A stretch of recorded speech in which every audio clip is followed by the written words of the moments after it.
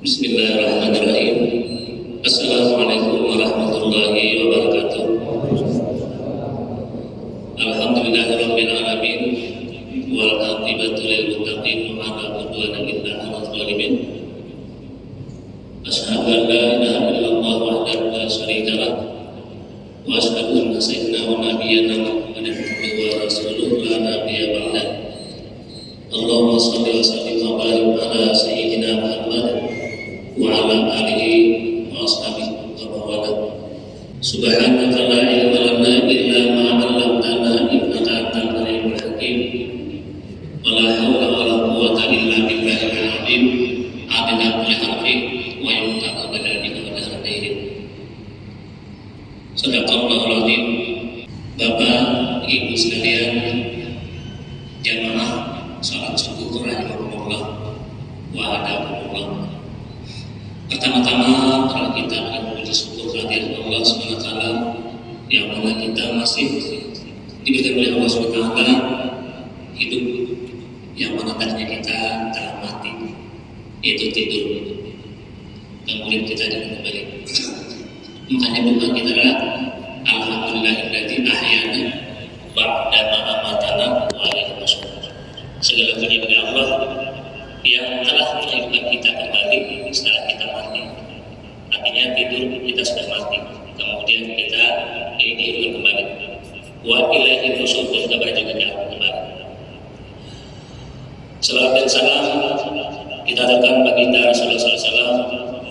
Semoga mudah-mudahan dengan sebaiknya kita harapkan dan juga kepada para keluarga, sahabat, pengikutnya ila yaumil qiyamah. Bapak Ibu sekalian yang dirahmati oleh Allah SWT, dalam apa yang sedang kita lakukan, semoga mudah-mudahan Allah SWT selalu mengistiqomahkan kepada kita untuk melaksanakan segala perintahnya, dan juga mudah-mudahan kita berusaha juga menjalankan segala larangannya. Karena pada saat tugas hidup kita selaku muslim adalah pasti kita adalah bertanggung jawab selama hidup kita, kemudian kita akan bawa tanggung jawab tersebut kepada akhirat nanti. Bapak Ibu sekalian yang dirahmati oleh Allah SWT, hadis dari Nabi SAW bahwasanya pernah Sayyidina Mu'adz menyampaikan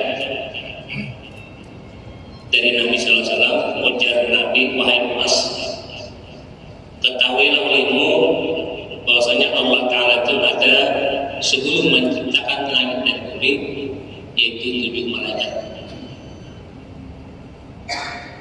Kemudian setelah diciptakan malaikat tersebut, maka disuruh untuk menunggu langit yang 7 lapis tadi.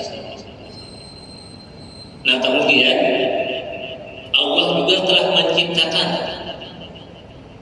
atau menugaskan kepada malaikat ini mencatat ataupun dia selalu memeriksa segala amal perbuatan hambanya. Nah, lalu malaikat malaikat hafazah namanya. Malaikat hafazah ini ada, dia punya shift. Ada malaikat siang, ada malaikat malam. Artinya yang malam ada khusus mencatat, yang siang juga ada. Dengan ringkasnya bahwasanya pada ketika malaikat hafazah itu membawa amal hamba yang dari pagi sampai petang, amal puasa, amal sembahyang, dan amal yang lainnya, sedekah dan sebagainya, maka naiklah malaikat hafazah tadi menyatur dirinya untuk dibawa ke hadirat Allah SWT. Kemudian pada sampai kepada langit yang pertama, maka penunggu langit pertama tadi mencegah, menahan dosa kita. Nah, setelah ditahan oleh malaikat yang penunggu langit pertama tadi, wahai malaikat hafazah, kamu berhenti, tidak boleh kamu melewatinya, karena engkau ini amal si orang ini bahwasanya adalah sudah, hendaknya engkau kembalikan saja kepada yang punya dan pukulkan ke mukanya. Ini supaya tahu. Nah, kenapa kata malaikat Hamzah? Karena ujar malaikat penunggulan pertama, orang ini memang beramal sembahyang rajin, puasa, sedekah dan sebagainya, tetapi dia ini senang mengupat orang, noya orang. Ini hati-hati. Makanya dalam sembahyang dan puasa juga adalah puasa orang khawas itu dia harus menjaga anggotanya. Makanya Nabi Muhammad adalah hamsatun tuhbitus shauma. Ada 5 macam yang akan menghilangkan pahala puasa. Puasanya memang ada batal, cuma pahalanya itu batal, tidak berpahala. Yang pertama apa? Al-ghibatu, ialah orang yang menggibah tadi. Yang menggibah, ada yang ngomongin orang. Yang kedua ialah al-kidbu, berdusta. Yang ketiga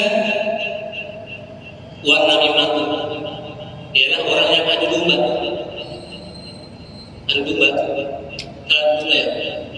Apalagi kalau sendiri bukan orang atau orang tidak diundang, apalagi kita sendiri berkelahi. Mengadu orang saja itu sudah membatalkan pahala puasa. Puasanya tidak batal. Kan rukun puasa cuma 2 aja. Pertama niat di malam hari, kedua menahan diri pada makan minum di siang hari. Puasa sudah. Itu puasa Allah. Makanya dia lebih rahmat. Amin sahimin laisa lahu min siyamihi illa du'i wal atas. Banyak orang berpuasa tetapi dia tidak memperdapati pahalanya, hanya dipenantinya dirasakan lapar dan haus saja. Ini hati-hati yang pertama. Nah, kemudian itu artinya adalah setelah naik yang pertama tadi disuruh untuk dikembalikan dan dipukulkan ke mukanya karena dia adalah orang yang mengopat. Kemudian ada lagi malaikat Hamzah naik membawa amal seorang, kelihatannya dia namanya amal baik kan, bercahaya, mungkin amal malam, salat tarawih, baca Quran dan sebagainya yang tidak lihat orang. Nah, kemudian sampai pada yang pertama lulus, banyak ada menggibah dari ibadah. Sampai di yang kedua, kata pengulang yang kedua, wahai malaikat Hamzah, bahwasanya engkau tak sini dan kembalikan saja amal sebulan ini ke orangnya dan pukulkan aja ke mukanya. Kenapa? Karena dia memang beribadah, tapi dia adalah orang yang bermegah-megah.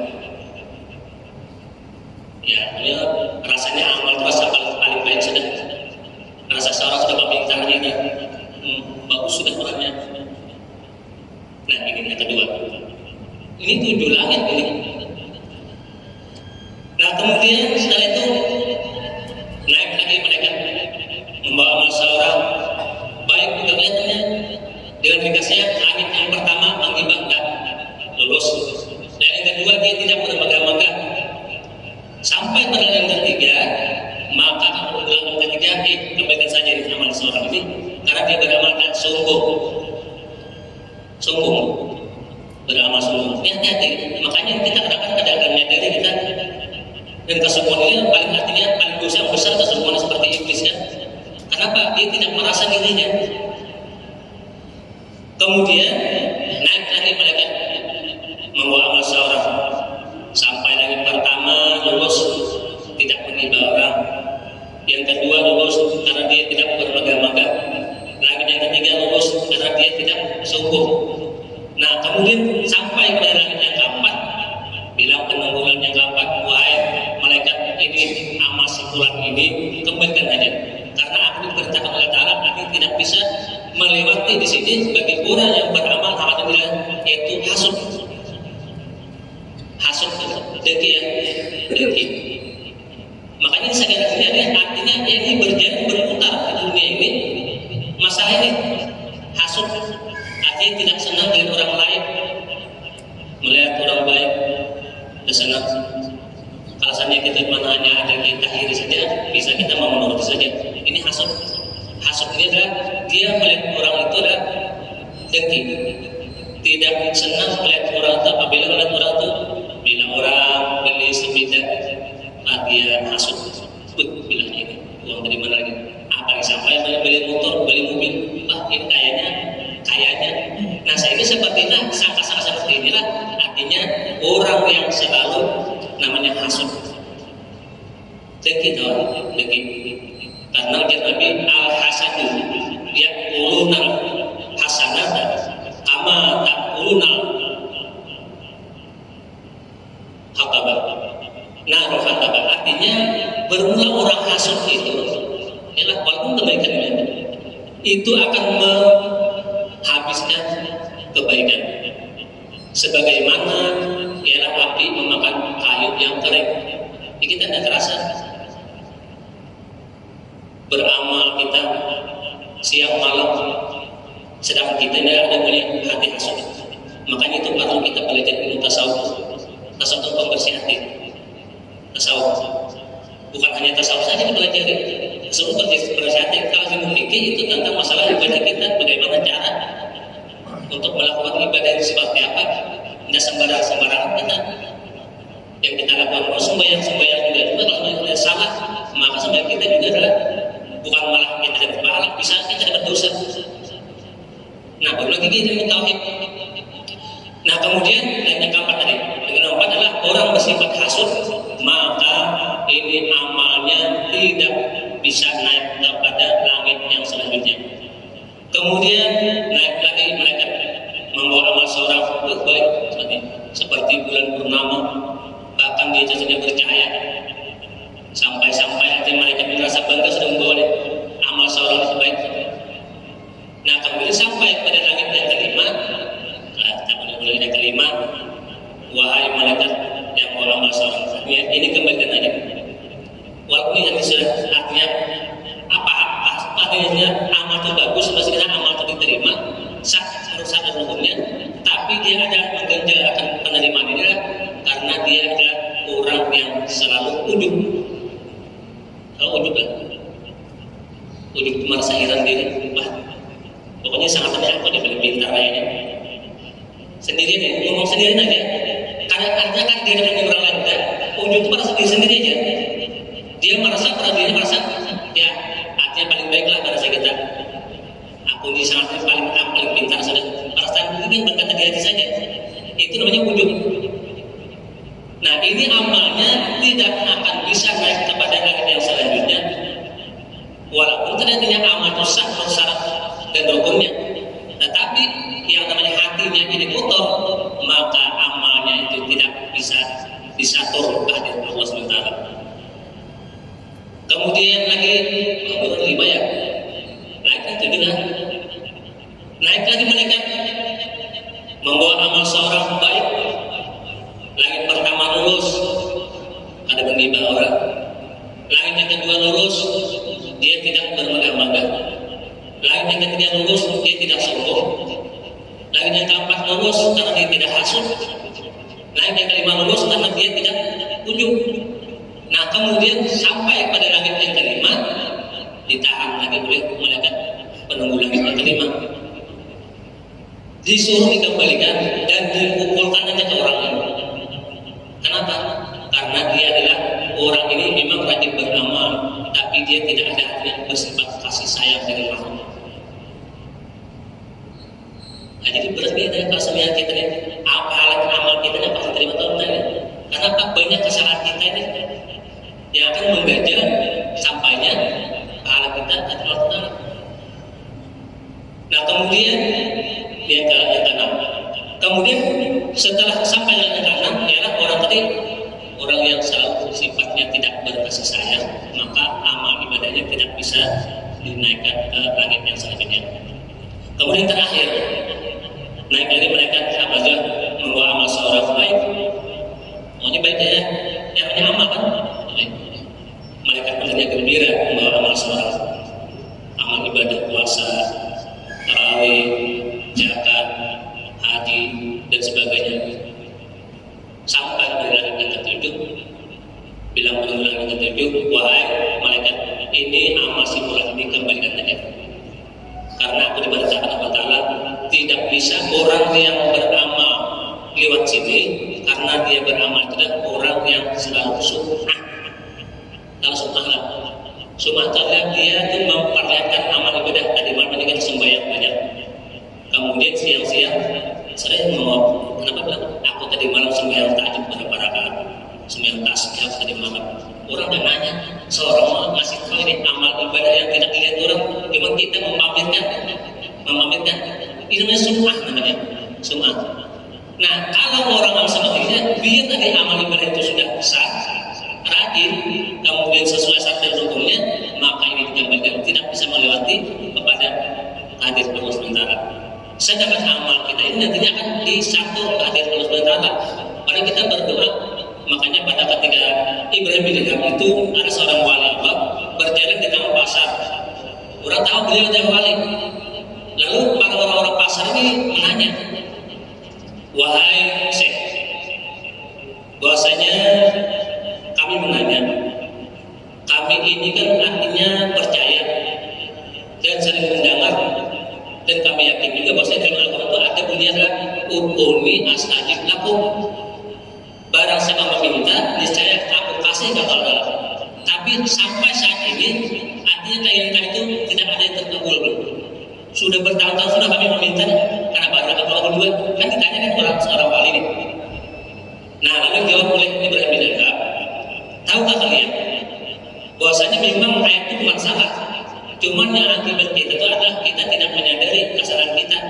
Di mana salahnya? Yang pertama, kamu kan mengatakan Allah Ta'ala sebagai Tuhan, tempat meminta, tapi haknya kamu tidak dilaksanakan. Memintanya atau sembahyang aja, berdoa aja, tapi sedangkan kewajiban tidak dilaksanakan. Itu satu. Yang kedua, kamu kan percaya bahwa Muhammad itu adalah sebagai Rasulullah, sebagai ikutan. Kamu percaya Muhammad itu sebagai pedoman, ikutanmu, kemudian sebagai orang yang selalu bakal ikuti apa yang dia lakukan. Tapi kamu jangan mengaku saja Muhammad sebagai Nabi, sedangkan sunnahnya tidak dikerjakan. Aku umat Muhammad, itu aku gampang aja kan. Cuma yang jadi masalah kita adalah apakah Nabi itu mengaku atau tidak sebagai umatnya. Kita mengaku gampang saja. Cuma Nabi mengaku tidak. Karena kan ada hadis ujar Nabi, kullu ummatin yadkhuluna jannah. Tiap-tiap umatku kata Nabi itu masuk surga. Semuanya dulu kan? Surga. Gak bangga aja kan? Kemudian illa man aba. Kecuali orang tidak masuk surga, kata Nabi. Hah? Sehingga para sahabat bingung. Apakah kata sahabatnya, ya Rasul, ada orang tidak masuk surga? Kan paling terakhir tidak mungkin katanya orang itu tidak masuk surga. Ini masuk surga kan? Cuma kata Nabi kan illa man aba. Kecuali orang tidak masuk surga. Padahal di matanya semua umat itu katanya masuk surga, kecuali orang tidak mau. Nah, lalu sahabat bertanya, apakah mungkin ya Rasul orang tidak masuk surga? Nah, jadi ujar Nabi, man wa man ata'ani dakhalal jannah. Barang siapa mengikut akan sunnahku, mengikuti perintahku, mengikuti segala jejak langkahku, melaksanakan segala pekerjaanku, ya sunnahnya, itulah orang yang masuk surga, kata Nabi. Artinya ini orang yang Nabi sebagai umatnya. Wa man asani faqad aba. Barang siapa tidak mau mengikuti, hanya berusaha mengikut banyaklah sebagai umat Nabi, tapi segala pekerjaannya tidak dilakukan, maka itulah menjadi Nabi orang yang tidak mau masuk surga. Jelas kan? Jelas ini. Jadi maksudnya kalau kita ngaku sebagai umatnya gampang. Aku umat Nabi gampang. Cuma kita yang jadi masalahnya, apakah di pertanyaan di hati kita Nabi itu mengaku atau tidak? Ini yang menjadi masalahnya. Nah, berarti kalau kita hendak diakui oleh Nabi kita harus berusaha apa yang dilakukan oleh Nabi kita, sunnahnya harus dikerjakan. Semuanya apa yang telah dilakukan oleh Nabi itu sebagai sunnahnya dan kehidupan kita sudah dicontohkan oleh Nabi kita. Baik itu dalam berdagang,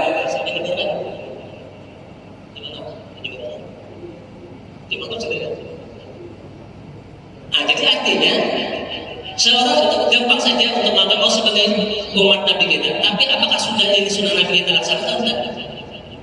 Dan sudah semua dalam praktikkan kehidupan semua tidak ada dicontohkan oleh Nabi kita.